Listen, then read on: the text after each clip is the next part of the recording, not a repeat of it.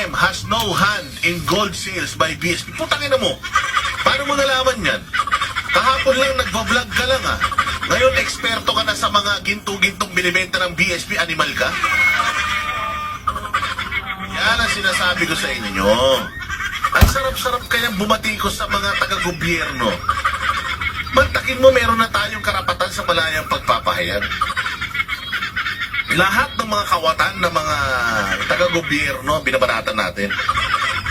Tapos pupunta ka sa gobyernong pinakakurap. Putangin na humanda ka, araw-araw kang babanatan ng mga bantay ng pera ng taong bayan. Bakit? Pasahod ka na namin ngayon, kumag ka, kupal ka, alamunin na namin ang buong pamilya mo.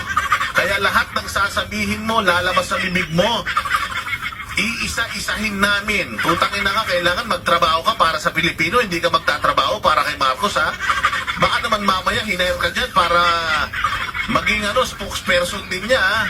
Putangin na, kakaupo-upo mo pa lang, binabanatan mo na kagad yung mga statement ni Pangulong Duterte, ha? Tarantada.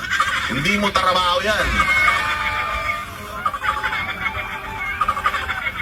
Ang trabaho mo bilang isang Presidential Communications Office Undersecretary, pabanguhin si Bongbong Marcos, pabanguhin, hindi gawing abogado, ha? Hindi ka abogado ni Bongbong, pababanguhin niyo siya.